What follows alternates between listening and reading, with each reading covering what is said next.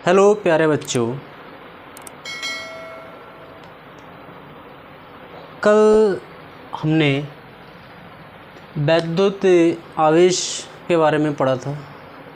वैद्युत आवेश क्या होता है इसके बारे में जानकारी प्राप्त की थी।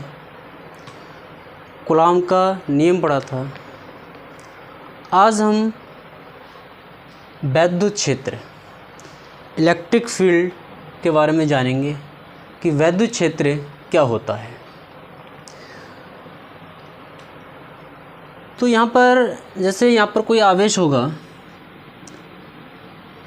अगर यहाँ कोई आवेश है प्लस क्यू, तो इस आवेश के चारों ओर का वह क्षेत्र जिसमें कोई अन्य आवेश लाने पर वह आकर्षण या प्रतिकर्षण का अनुभव करता है, वैद्युत क्षेत्र कहलाता है।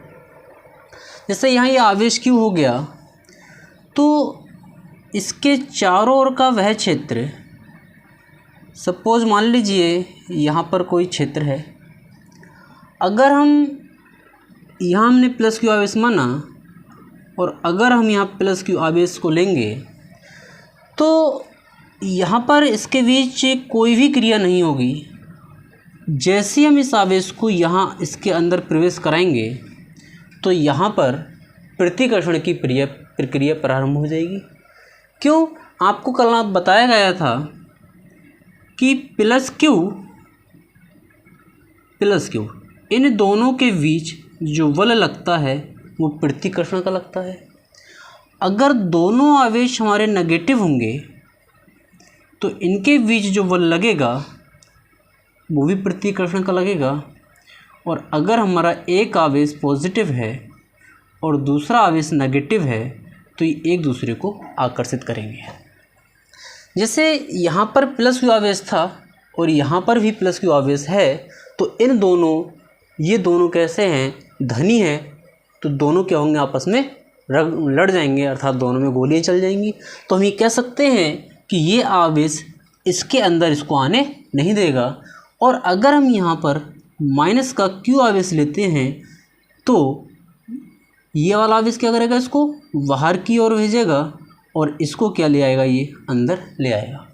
तो हम ये कह सकते हैं कि जो ये प्लस क्यू आवेश है इसका वैद्युत क्षेत्र हमारा यहाँ तक हो गया। तो परिभाषा में इसकी लिख सकते हैं, किसी आवेश के चारों ओर का वह क्षेत्र जिसमें कोई अन्य आवेश लाने पर वह आकर्षण या प्रतिकर्षण बल का अनुभव करता है, वैद्युत क्षेत्र कहलाता है। क्या हो जाएगी परिभाषा? किसी आवेश के चारों ओर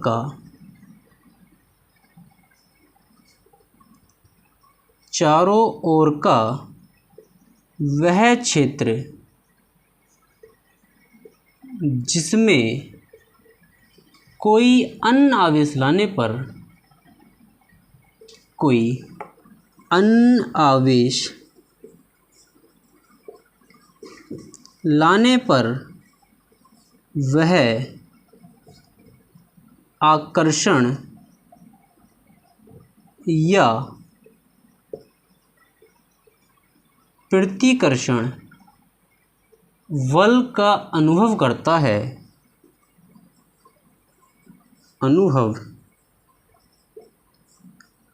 है, वैद्युत क्षेत्र कहलाता है। वैद्युत क्षेत्र कहलाता है। जैसे ये प्लस क्यू आवेश था, अगर हम इसके अंदर, जैसे ये हमने क्षेत्र जो बनाया, इस क्षेत्र के अंदर अगर हम इस एरिया के अंदर ये प्लस क्यू आवेश लेकर आएंगे तो ये धन आवेश और ये भी धन आवेश ये इसको क्या करने लगेगा? प्रतिकर्षित करने लगेगा। और अगर हम इसके अंदर किसी ऋण आवेश को लेकर आएंगे तो ये इसको क्या करेगा? अपनी ओर आकर्षित करेगा, अर्थात अपने आप में शामिल कर लेगा। तो इस आवेश का जो वैद्युत क्षेत्र होगा वो यहाँ तक होगा।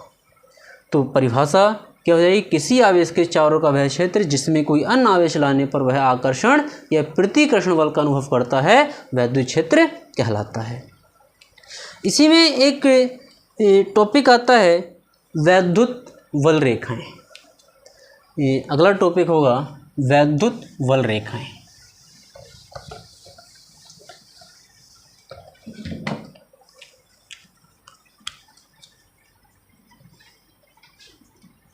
वैद्युत वल रेखाएं, या हम इसको वैद्युत क्षेत्र रेखाएं भी कहते हैं। वैद्युत क्षेत्र रेखाएं, वैद्युत वल रेखाएं या वैद्युत क्षेत्र रेखाएं। तो यहाँ पर वैद्युत वल रेखाएं क्या होती हैं? जैसे हमने कोई भी आवेश हम लेंगे, सपोज हमने यहाँ प्लस क्यू आवेश लिया और इस आवेश का जो क्षेत्र होगा वो यहाँ तक होगा। इस आवेश का जो क्षेत्र होगा वो यहाँ तक होगा। अगर हम इस आवेश पर अगर हम इसमें किसी भी परीक्षण आवेश से जो होता है उसको हम क्यू नोट से डिनोट करते हैं। और परीक्षण आवेश क्या होता है?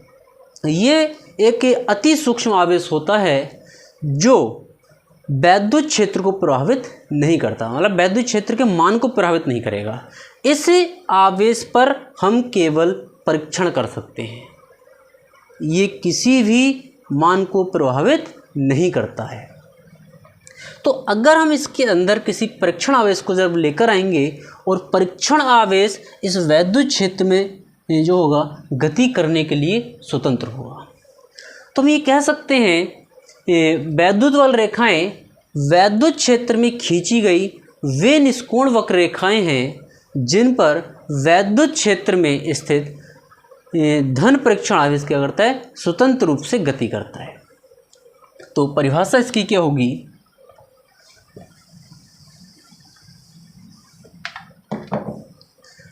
वैद्युत वल रेखाएं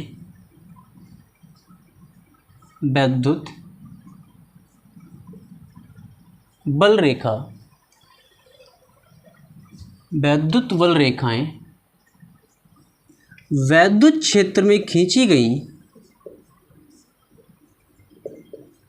वैद्युत क्षेत्र में खींची गई वे निष्कोण वक्र रेखाएं हैं वे निष्कोण वक्र रेखाएं हैं वे निष्कोण वक्र रेखाएं हैं जिन पर वैद्युत क्षेत्र में स्थित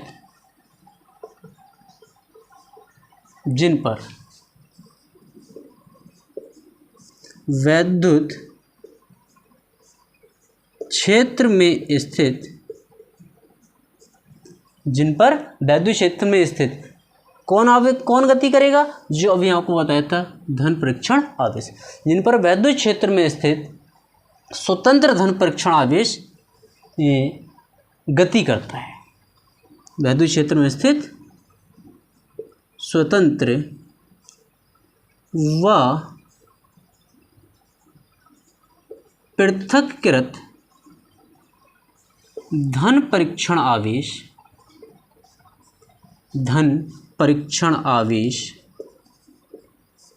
गति करता है ये इसकी परिभाषा हो जाएगी। वैद्युत वल रेखाएं वैद्युत क्षेत्र में खींची गई वे निष्कोण वक्र रेखाएं हैं जिन पर वैद्युत क्षेत्र में स्थित स्वतंत्र व पृथक्कृत धन परीक्षण आवेश गति करता है। तो हम ये कह सकते हैं कि यहाँ अगर हमने कोई भी प्लस क्यू आवेश लेंगे तो प्लस क्यू आवेश पर जो वैद्युत वल रेखाएं होती हैं वो इस आवेश से बाहर की ओर गति करती हैं।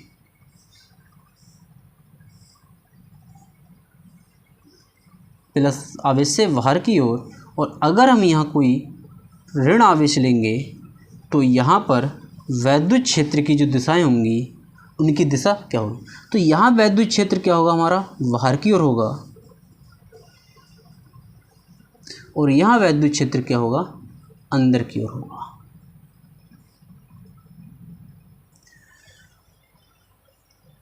वैद्युत वल रेखाएं क्या होती हैं? धन आवेश से प्रारंभ होती हैं और ऋण आवेश पर जाकर समाप्त हो जाती हैं। अगर हम यहाँ वैद्युत क्षेत्र की दिशा की बात करें तो वैद्युत क्षेत्र की जो दिशा होगी वो धन आवेश से बाहर की ओर होती है और ऋण आवेश की ओर होती है। अगर हमारा आवेश कैसा है? पॉजिटिव आवेश है, अर्थात धनात्मक आवेश है, तब वैद्युत क्षेत्र की दिशा किधर होगी? और अगर हमारा आवेश ऋणात्मक आवेश है तब वैद्युत क्षेत्र की दिशा किधर होगी? तो अगर आवेश हमारा धनात्मक होगा तो वैद्युत क्षेत्र जो होगा,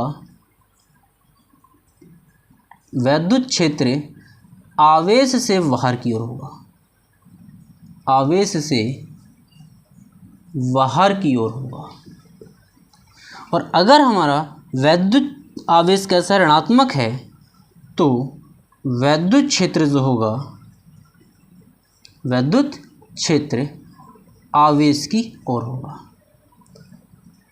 आवेश की ओर होगा। तो हम ये कह सकते हैं कि अगर हमारा धनात्मक आवेश होगा तो वैद्युत क्षेत्र की जो दिशा होगी वो आवेश से बाहर की ओर होगी, और अगर हमारा आवेश कैसा ऋणात्मक आवेश है तो वैद्युत क्षेत्र जो होगा उसकी दिशा आवेश की ओर होगी। तो ये हमारा वैद्युत वल रेखाएं हो गई। अब यहाँ पर एक शब्द आया निष्कोण वक्र रेखाएं। क्या आया? निष्कोण वक्र रेखाएं। ये निष्कोण वक्र रेखाएं, निष्कोण का मतलब ये वल रेखाएं क्या हैं? कोई कोण नहीं बनाती है। क्यों नहीं बनाती? क्योंकि ये ऋण धनावेश से प्रारंभ होती हैं और ऋणावेश पर समाप्त हो जाती हैं। अब ये कोण क्यों नहीं आती? क्योंकि इनके जो चलने की दिशा होती है, जैसे ही हमने प्लस क्यू आवेश लिया और इसका वैद्युत क्षेत्र हमारा यहाँ तक होगा। ये अगर ये वैद्युत क्षेत्र है तो अगर ये आगे गति करेगा इस प्रकार से, तो अगर ये गति करेगा तो इस पर एक बल लगेगा, इस तरह से ये बल लगता हुआ आएगा इस पर, ये इस तरह से बल लगता हुआ आएगा। अगर यहाँ पर हम कोई भी बिंदु लेंगे तो उस बिंदु पर जो अगर हम कोई स्पर्श रेखा खींचेंगे तो वो क्या होगी? वैद्युत क्षेत्र को प्रदर्शित करेगी। तो यहाँ पर जो वैद्युत वल रेखाएं हैं उनकी आकृति हमारी इस प्रकार से बनेगी। ये तो यहाँ पर जो है ये एक निष्कोण वक्र बनाएंगी। अगर हमने यहाँ पर दो आवेश लेंगे तो उसके उस कंडीशन में हमारी स्थिति क्या होगी, अब उसको समझते हैं। तो ये आपको समझ में आया होगा।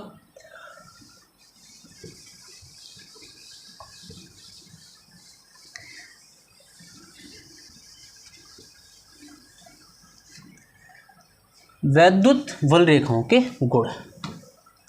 अगला टॉपिक है वैद्युत वल रेखाओं के गुण।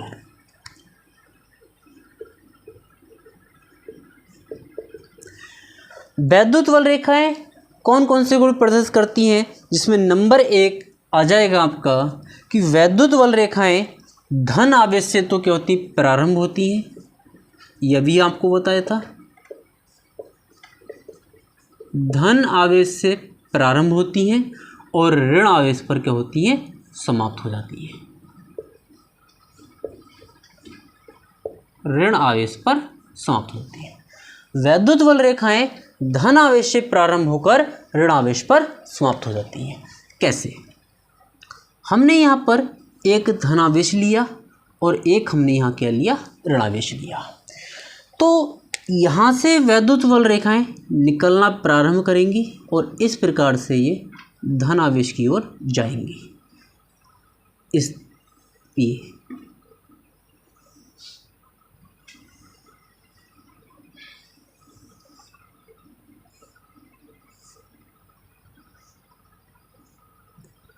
यहाँ से वैद्युत वल रेखाएं धनावेश से क्या होंगी? प्रारंभ होंगी और ऋण आवेश पर जाकर क्या हो जाएंगी? समाप्त हो जाएंगी। अब ये ऐसा होता क्यों है? क्योंकि जो आवेश होता है वो किसी भी चालक के पृष्ठ पर होता है। जैसे ये चालक है, आवेश जो होगा वो इस चालक के केवल पृष्ठ पर होगा। आवेश जो होगा वो इस चालक के केवल पृष्ठ पर होगा। इस चालक के जो अंदर आवेश होगा वो शून्य होगा।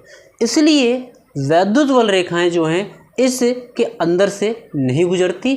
तो ये धन आवेश से क्या होती है, प्रारंभ होती है, और ऋण आवेश पर क्या हो जाती है, समाप्त हो जाती है। अगर ये किसी चालक के अंदर से गुजरती तो ये एक बंद वक्र बनाती, लेकिन इस स्थिति में ये वल रेखा क्या बना रही है, एक खुला वक्र बनाती है। तो एक गुण तो हमारा ये हो जाएगा कि वैद्युत वल रेखाएं धनावेश से प्रारंभ होती हैं और ऋणावेश पर समाप्त हो जाती है। दूसरा इसका एक गुण क्या हो जाएगा, ये वल रेखाएं एक क्या बनाती हैं, खुला वक्र बनाती हैं। ये वक्र हमारा कैसा होगा, केवल यही वक्र बना हमारा, ये वक्र कैसा होगा, खुला होगा। ये खुला वक्र बनाती है। अगर ये वापस यहाँ से लौट कर आती तो इनका वक्र कैसा हो जाता है, बंद हो जाता। अब चूंकि ये वापस लौट कर नहीं आ रही है इसलिए वक्र कैसा होगा, खुला होगा। दूसरा बिंदु क्या हो जाएगा, ये खुला वक्र बनाती है। तीसरा गुण इसका क्या हो जाएगा कि किसी भी वैद्युत वल रेखा के किसी भी बिंदु पर खींची गई स्पर्श रेखा उस बिंदु पर वैद्युत क्षेत्र की दिशा को प्रदर्शित करती है। जैसे हमने यहाँ कोई ये वैद्युत वल रेखा खींची, और इस पर हमने एक बिंदु ए ले लिया। तो इस बिंदु पर हम क्या खींचेंगे, एक स्पर्श रेखा खींचेंगे। तो जो स्पर्श रेखा होगी वो वैद्युत क्षेत्र को प्रदर्शित करेगी। वैद्युत क्षेत्र को हम ई से रिप्रेजेंट करते हैं। तो ये हमारी क्या थी, एक वैद्युत वल रेखा थी, और इस पर हमने एक बिंदु लिया, और इस बिंदु पर जो खींची गई स्पर्श रेखा है वो वैद्युत क्षेत्र की दिशा को प्रदर्शित करती है।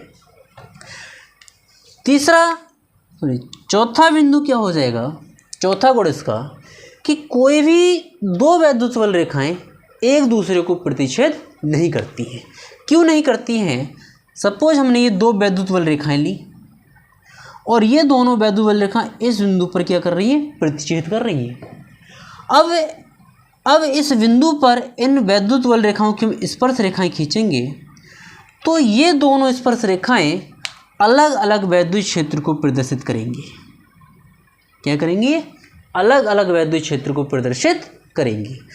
तो ये दो वैद्युत वल रेखाएं अगर एक दूसरे को किसी बिंदु पर प्रतिच्छेद करती हैं तो उस बिंदु पर वैद्युत क्षेत्र की दो दिशाएं प्रदर्शित होंगी, जो कि संभव नहीं है।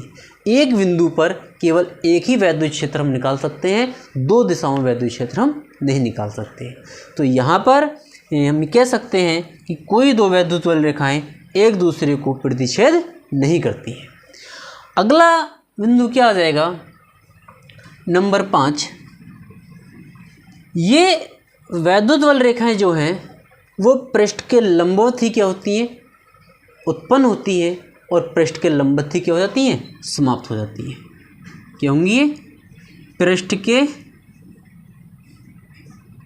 लंबवत ही उत्पन्न होती हैं और पृष्ठ के लंबवत ही क्या हो जाती हैं, समाप्त हो जाती हैं। ये वैद्युत वल रेखाएं पृष्ठ के लंबवत ही उत्पन्न होती हैं और पृष्ठ के लंबवत ही समाप्त हो जाती हैं। अगला इनका एक गुण जो सबसे महत्वपूर्ण गुण है, क्या है कि वैद्युत वल रेखाएं जहाँ सघन होती हैं, कैसी होती हैं, सघन होती हैं, वहाँ पर प्रबल वैद्युत क्षेत्र होता है। कैसा होता है, प्रबल वैद्युत क्षेत्र होता है। और जहाँ वैद्युत वल रेखाएं विरल होती हैं वहाँ हमारा दुर्बल वैद्युत क्षेत्र होता है। दुर्बल वैद्युत क्षेत्र होता है, मतलब जहाँ वैद्युत वल रेखाएं पास पास होंगी, अर्थात उनकी दूरियाँ क्या होगी, पास में होगी, तो वहाँ वैद्युत क्षेत्र कैसा होगा, प्रबल होगा। और जहाँ वैद्युत वल रेखाएं क्या होंगी, दूर दूर होंगी, वहाँ दुर्बल वैद्युत क्षेत्र होगा। तो हम ये कह सकते हैं कि अगर इस चित्र में हम देखें तो यहाँ वैद्युत क्षेत्र क्या होगा, पास होगा, और जैसे जैसे इसकी दूरी बढ़ती जाएगी तो वैद्युत क्षेत्र में क्या होती जाएगी, इसके कमी होती जाएगी। तो ये वैद्युत वल रेखाओं के गुण आपको समझ में आए होंगे। इसके बाद नेक्स्ट टॉपिक है वैद्युत क्षेत्र की तीव्रता।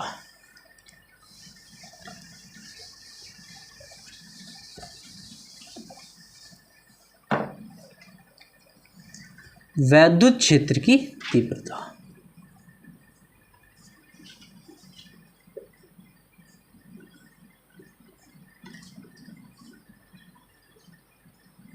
वैद्युत क्षेत्र की तीव्रता।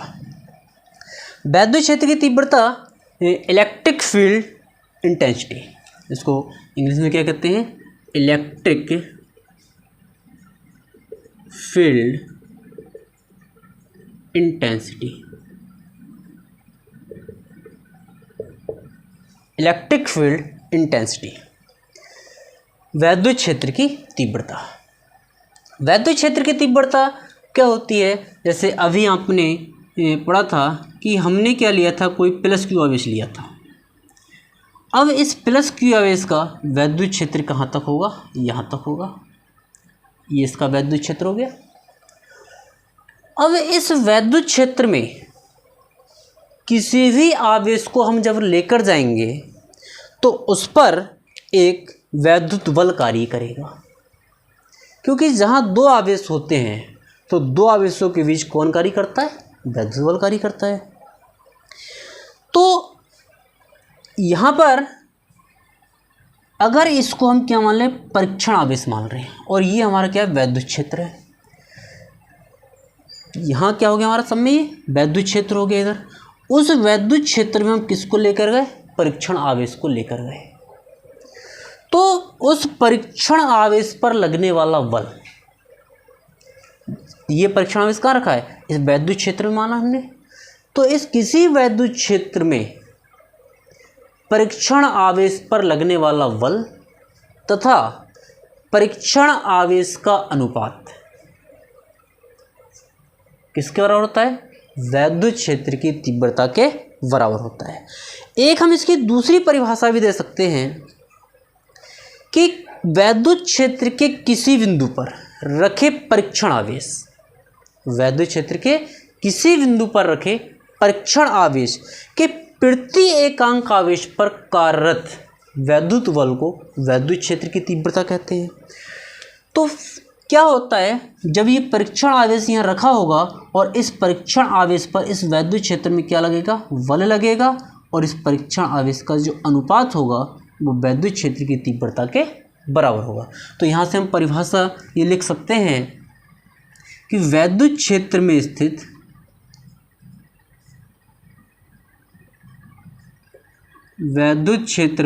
स्थित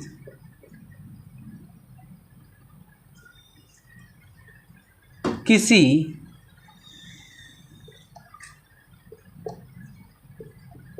धन परीक्षण आवेश पर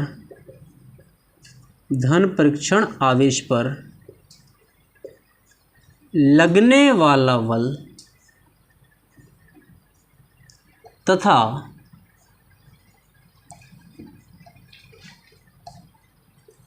धन परीक्षण आवेश के अनुपात को वैद्युत क्षेत्र की तीव्रता कहते हैं। वैद्युत क्षेत्र की तीव्रता कहते हैं। इसे ई वेक्टर से प्रदर्शित करते हैं, या इसका एक दूसरी परिभाषा हम अभी बताई थी आपको कि किसी वैद्युत क्षेत्र में किसी बिंदु पर रखे परीक्षण आवेश के प्रति एकांक आवेश पर कार्यरत वैद्युत बल को उस बिंदु पर वैद्युत क्षेत्र की तीव्रता कहते हैं। क्या आएगी,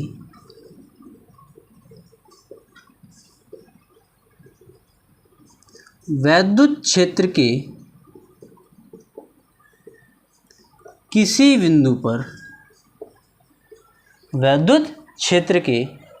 बिंदु पर रखे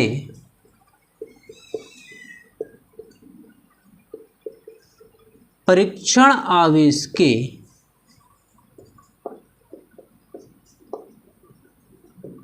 प्रति एकांक आवेश पर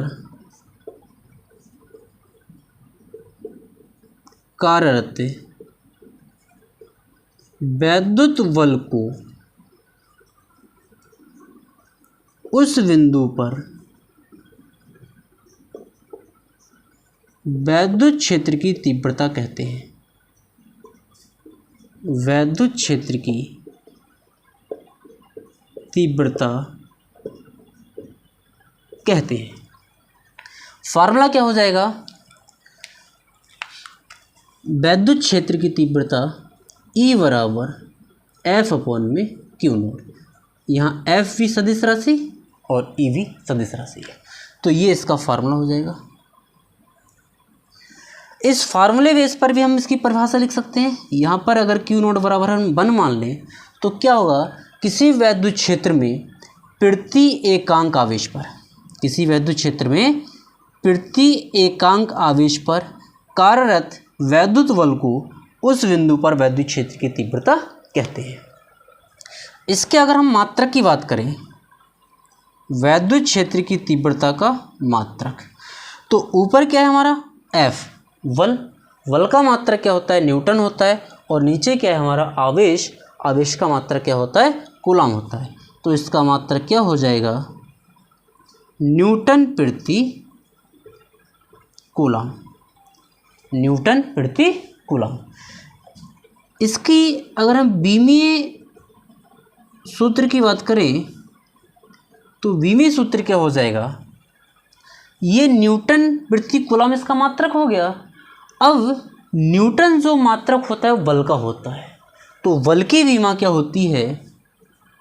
mL (10⁻⁻2 अपॉन में नीचे क्या है? कूलम, और कूलम की विमा क्या होती है? AT। क्यों? क्योंकि Q बराबर हमने कल पढ़ा था IT, I एम्पियर की विमा A और समय की विमा T, तो विमा इसकी AT हो जाएगी। इसको अगर हम हल करेंगे तो mL (10⁻⁻2 है, नीचे पावर 1, इसको जब ऊपर लेकर जाएंगे तो -2 में -1 जुड़ के कितना हो जाएगा? -3। एक ही घात नीचे प्लस की 1 है, जब इसको ऊपर लेकर जाएंगे तो एक ही पावर माइनस का 1। ये इसका क्या हो जाएगा? बीमी सूत्र हो जाएगा। अब ये जो राशि है वैद्युत क्षेत्र की तीव्रता, कैसी राशि है? सदिश राशि है। कैसी राशि है ये? सदिश। अब जब ये सदिश राशि है तो सदिश राशि की कोई ना कोई दिशा भी होती है, तो इस वैद्युत क्षेत्र की तीव्रता की दिशा किधर होगी? तो इस वैद्युत क्षेत्र की तीव्रता की दिशा किधर है? बल की दिशा में। क्या हो जाएगी? वैद्युत बल की दिशा में। वैद्युत बल की दिशा में इसकी जो दिशा होगी वो वैद्युत बल की दिशा में होती है। तो यहाँ पर वैद्युत क्षेत्र की तीव्रता का फॉर्मूला E = F1Q0 हो जाएगा। मात्रक F1Q0 है, F बल है, नीचे आवेश है, बल का मात्रक न्यूटन, आवेश का मात्रक कूलम, तो वैद्युत क्षेत्र की तीव्रता का जो मात्रक होगा वो न्यूटन प्रति कूलम हो जाएगा। बीमीय सूत्र क्या हो जाएगा? न्यूटन बल का मात्रक है और बल की विमा mL(T-2 होती है। कूलम आवेश का मात्रक है और आवेश की विमा AT होती है। जब इसको हम सॉल्व करेंगे तो mL(T-3A-1) इसका बीमीय सूत्र हो जाएगा। राशि ये कैसी होगी? सदिश होगी, और दिशा क्या होगी? वैद्युत बल की दिशा में होगी।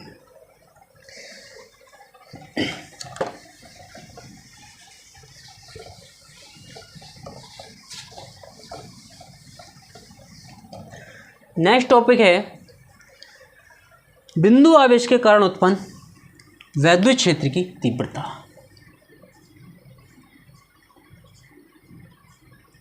बिंदु आवेश के कारण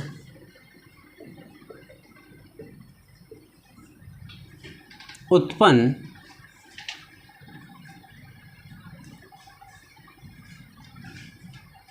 वैद्युत क्षेत्र की तीव्रता। बिंदु आवेश के कारण उत्पन्न वैद्युत क्षेत्र की तीव्रता।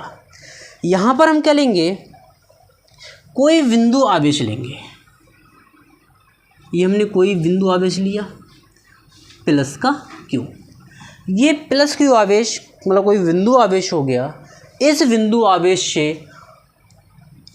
के कारण कितनी वैद्युत क्षेत्र की तीव्रता होगी उसको निकालने के लिए हमने r दूरी पर एक बिंदु मान लिया P। कितनी दूरी पर, r दूरी पर। अब इस प्लस क्यू आवेश के कारण इसके चारों क्या होगा, वैद्युत क्षेत्र होगा। मतलब इसके जो वैद्युत क्षेत्र की तीव्रता है, ये हम पहले ही पढ़ चुके हैं कि इसके के कारण इसके चारों क्या होगा, वैद्युत क्षेत्र होगा। अब इसकी तीव्रता कितनी होगी उसको हमें ज्ञात करना है।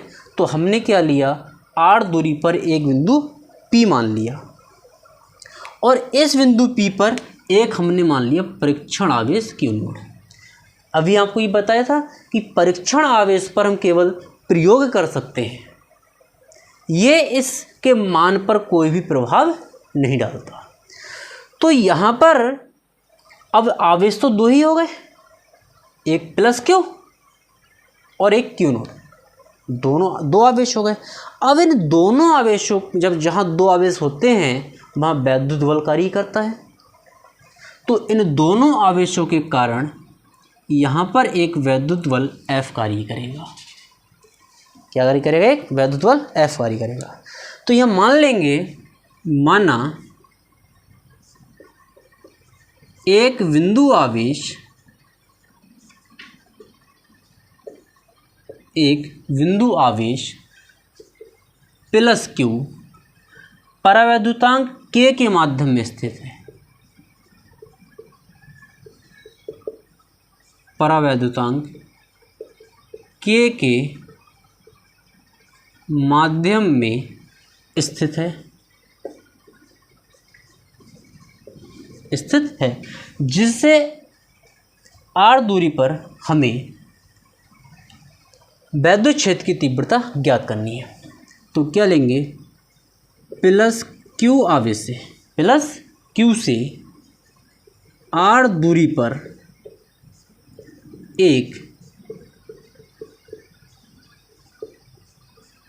परीक्षण आवेश Q नोड है। अब यहाँ जब दो आवेश होंगे तो किससे लेंगे हम, कूलाम के नियम से। कूलाम के नियम से वैद्युत बल F इक्वल टू क्या हो जाएगा, 1/4 pi epsilon node Q1 Q2 upon R square होता है। लेकिन Q1 की जगह Q है और Q2 की जगह Q नोड है। तो ये प्लस Q आवेश और इस परीक्षण आवेश Q नोड के बीच लगने वाला बल हो गया। अब यहाँ पर हमने एक परिभाषा पढ़ी थी अभी, वैद्युत क्षेत्र की तीव्रता। तो क्या लेंगे, वैद्युत क्षेत्र की तीव्रता की परिभाषा से, वैद्युत क्षेत्र की तीव्रता की परिभाषा से, यहाँ पर हमें परावैद्युतांक K माना है तो परावैद्युतांक K को भी हमें यहाँ लगाना पड़ेगा।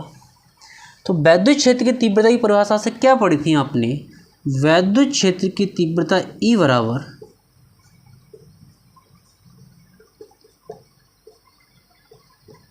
वैद्युत क्षेत्र की तीव्रता E equal to F upon में Q नोड है। यहाँ पर F upon Q nought, F की वैल्यू यहाँ पुट करेंगे तो क्या हो जाएगा, E equal to 1/4 pi epsilon nought K into में Q नोड अपॉन में R स्क्वायर अपॉन में Q नोड।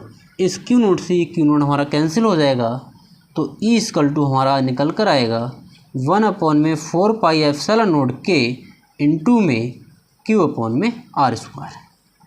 ये एकल बिंदु आवेश के कारण वैद्युत क्षेत्र की तीव्रता का फार्मूला हमारा निकल कर आ जाएगा। अब यदि इन दोनों आवेशों के बीच माध्यम का परावर्तनांक ना हो करके क्या हो, वायु हो। तो वायु या निर्वात के लिए, वायु या निर्वात के लिए K का मान 1 होता है। तो यहाँ वैद्युत क्षेत्र की तीव्रता E = क्या हो जाएगी, 1/4πε0 Q/r², Q/r²। ये अगर हम इसमें E व्युत्क्रमानुपाती 1/r², यहाँ पर हम ये कह सकते हैं कि वैद्युत क्षेत्र की जो तीव्रता है वो व्युत्क्रम वर्ग के नियम का भी पालन करती है।